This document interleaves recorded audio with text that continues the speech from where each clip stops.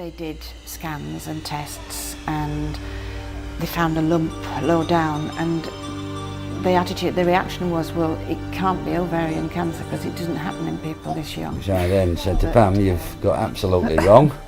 It can't be cancer. But unfortunately, once we went through those doors, there was no coming back. It was. It was 4 days later they told us. They thought it was probably a cyst or something like that. So I went back 3 weeks later, and it had gotten larger. So they admitted me to hospital and they sent me for an ultrasound scan. I was really nervous when I went. The ultrasound scan showed nothing. It suggested it was a cyst. They didn't do any further tests, and I was happy with that, I think, for a bit. I went away again for a week or 2 weeks and it was still getting bigger. It was uncomfortable. I phoned the GP, I said, look, I really, really want a biopsy. This is something that I'm losing sleep over now. So they admitted me in, they did a biopsy, at which point they told me I had breast cancer. I went to the doctors, got treated for migraines, then I went to opticians and he sent me straight on to casualty. I went to the doctor and then he said it was an ear infection, and then we went back in a week to have some blood tests, and then I was diagnosed with AML on Friday 6th. Medulloblastoma, brain tumour. Didn't think for a minute it could happen to someone my age. I should have been starting college.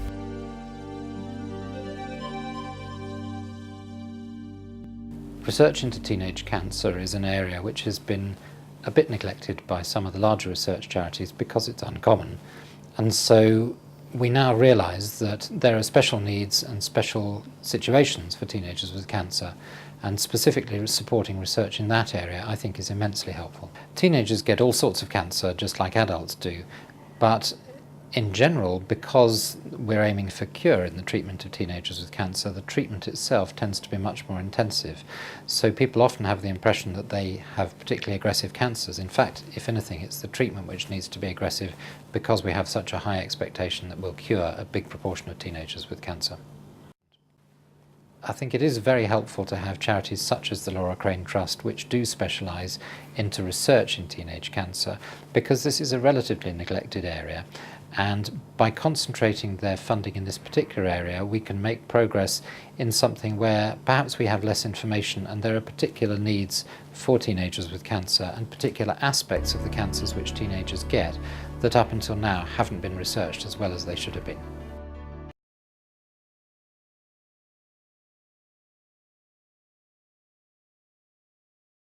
At a time and while she's well, just celebrate that she's well.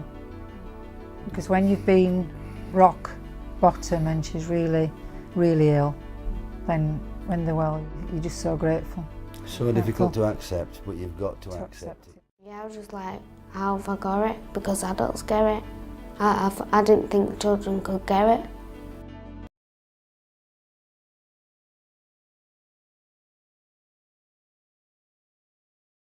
Any mother just wants to protect her baby. She wants nothing bad to happen to her baby, and there was my daughter, which it's never yours. My daughter was there and they were saying she had cancer, and it just blows your mind. And I said, where's Claire? There's somebody else in her bed. And that would just have to she had her head shaved, and I didn't recognise her.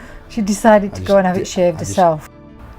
I'd taken a positive attitude, and because I think to help Laura and to help us all through, I never entertained a negative thought. And the doctors told Laura that day that she might not be with us in 10 years.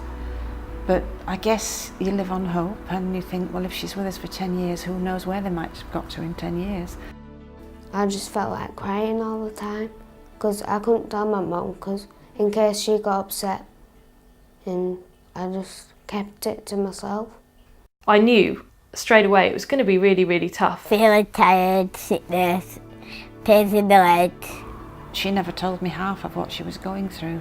And then the next day I had to set about telling my friends, which was, I think, the hardest thing I'd ever had to do. But no one really could believe it because, again, they hadn't heard of anyone my age having it either. On my second treatment, I met a girl who was my age. She hadn't had any chemotherapy yet, and at this point I'd already lost my hair. It was nice being able to support someone who, and knowing that you'll be able to get that sort of support back in turn. So we started emailing each other straight away.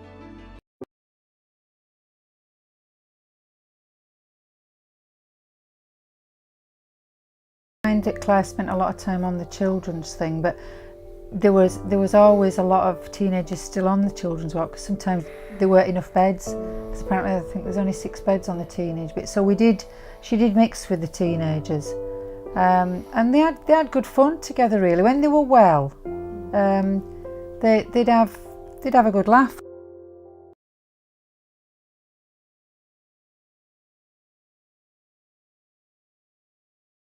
It stopped me like going out places, like going to town. I usually go to town and go shopping, and it just stopped me seeing my friends. It was as if I had to grow up really quickly and face real life and death issues, whilst my friends were still coping with normal teenage issues.